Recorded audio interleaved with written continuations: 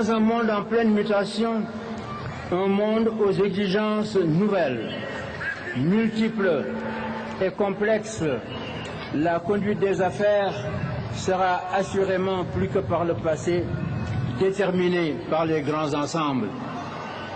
C'est pourquoi seule notre intégration politique par la réalisation des États-Unis d'Afrique nous permettra et nous mettra à l'abri d'une marginalisation qui risque d'être fatale à notre continent.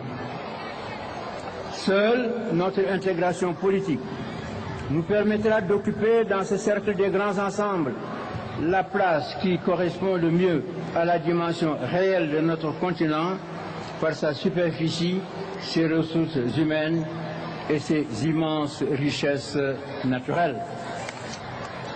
Cette Afrique renaissante qui gravit courageusement les marches du XXIe siècle, c'est vous, jeunes du continent, qui devrez en être le porte-étendard en levant les obstacles des frontières imposées par le partage colonial et la logique du diviser pour mieux régner qu'il a toujours sous-tendu. En reconnaissance des épreuves endurées par nos ancêtres, ils se sont opposés à la conquête et à l'occupation coloniale au péril de leur liberté et de leur vie. Il nous faut conjuguer nos forces, nos richesses et nos intelligences pour réparer les torts du passé et prendre notre place parmi les grands ensembles et assurer notre destin. Dans l'édification de cette Afrique nouvelle, la diaspora, autre partie de nous-mêmes, trouve certainement toute sa place. Et c'est le deuxième message que porte le monument de la Renaissance africaine. Les fils et filles d'Afrique, hier conduits de force par millions vers des contrées lointaines pour satisfaire la cupidité morbide de négriers sans état d'âme, n'ont pas choisi ce triste destin. Dans cette nuit sombre de l'histoire, le fleuve qui drainait tant de sueur, de sang et de larmes a été stoppé seulement il y a 50 ans. Au large de Dakar, Gorée, île Mémoire, jadis lieu de transit de millions d'esclaves pour le voyage sans retour, porte pour toujours les stigmates de ce trafic honteux que le Sénégal vient de déclarer crime contre l'humanité.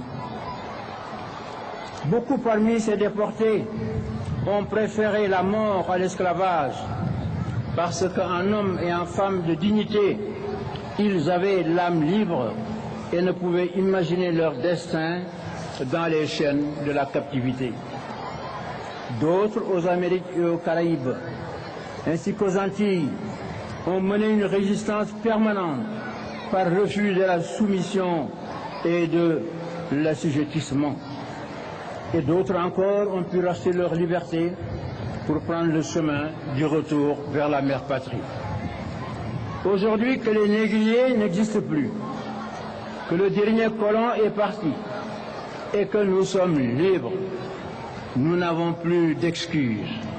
Nous devons reconstruire et affirmer les liens brisés entre l'Afrique mère et ses enfants de la diaspora. Prenons garde. Car les négationnistes, ceux-là même qui s'acharnent vainement aujourd'hui à justifier l'injustifiable, en théorisant l'idée d'une prétendue mission civilisatrice de la colonisation, voudraient bien effacer d'un trait de plume l'esclavage et la traite négrière de la mémoire collective des hommes et faire comme si ce triste épisode de l'histoire de l'humanité n'avait jamais existé. C'est pourquoi le Sénégal a toujours plaidé en faveur de la consolidation des liens entre l'Afrique et la diaspora au sein de l'Union africaine, où nous avons constamment plaidé pour que cette diaspora, cette partie de nous-mêmes, soit reconnue comme la 6e région de l'Afrique. Ce plaidoyer est un appel du cœur, en souvenir de ce passé douloureux, mais aussi de raison, pour une Afrique qui, tel un aéronef qui s'apprête à prendre l'air, a besoin de toute son énergie pour s'assurer les meilleures conditions de décollage. Oui, le temps du décollage est arrivé pour l'Afrique et c'est le troisième message que porte ce monument. Le temps du décalage est arrivé parce qu'avec les nouveaux paradigmes qui accompagnent le bouleversement profond de l'ordre international, les conditions sont plus que jamais réunies pour explorer de nouveaux horizons. Le temps du décalage est arrivé parce que des possibilités inédites s'offrent à nous de mettre en place les États-Unis d'Afrique, surtout au moment où les autres peuples forment de grands ensembles politiques et économiques, d'abord les États-Unis d'Amérique et maintenant l'Europe. Dans ces conditions, quel responsable africain prendra devant l'histoire, devant les générations actuelles et futures, la responsabilité d'user de dilatoire pour empêcher les peuples africains de briser les murs de cloisonnement imposés par le néocolonialisme?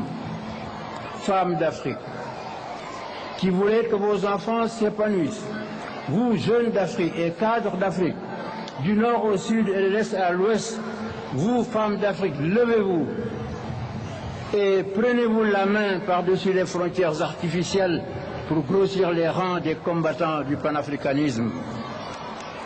Nous devons choisir la chance que nous offre la conjoncture actuelle exceptionnellement favorable. Cette chance, nous devons la saisir parce que l'histoire ne se répète jamais. Mes chers collègues, chers amis, chers invités, j'aimerais vous redire toute ma gratitude d'être aujourd'hui les témoins de la naissance de notre continent. Je voudrais vous redire toute ma gratitude d'être aujourd'hui les témoins de la naissance de notre monument sur cette parcelle de la terre d'Afrique qu'est le Sénégal. À dire d'experts, ce monument moulé dans du bronze aura une durée de vie estimée à 1200 ans. Plus les symboles qu'il incarne et les messages qu'il véhicule inspirés à travers les siècles, les peuples d'Afrique et de la diaspora dans notre quête commune d'un destin meilleur, dans une humanité fraternelle.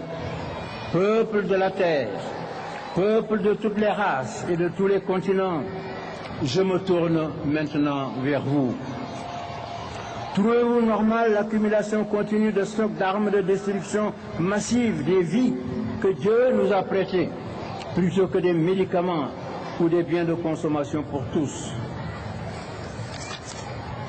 Les peuples de la terre ne veulent plus de l'arme atomique et demandent au gouvernement de s'engager encore davantage dans la destruction des stocks. Il y a quelques années, des espoirs étaient nés, mais aujourd'hui, on semble reléguer la question aux préoccupations secondaires.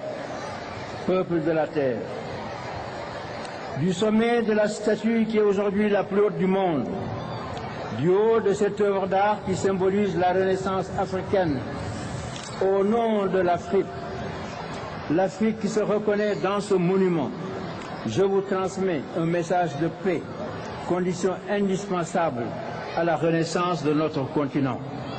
Je m'adresse à vous, peuple de la terre, pour vous dire que l'Afrique renaissante, forte de sa volonté inébranlable de s'épanouir et d'occuper sa place dans le concert des nations, forte de sa foi en son destin, consciente de l'immensité de ses ressources naturelles et de ses potentialités culturelles et humaines, vous salue et clame son espoir d'un monde nouveau, d'un paradigme nouveau d'égalité des nations, de respect des cultures, de coopération mutuelle vers l'édification d'une civilisation panhumaine de paix garantissant le plein épanouissement de tous les peuples de la terre et de tous les êtres humains sur cette terre que nous partageons.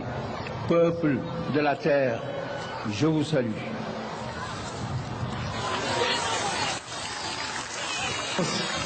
Monsieur le Président de la République du Sénégal, magnifique Tatoulène Abdoulaye, à Traoré, de la Renaissance africaine.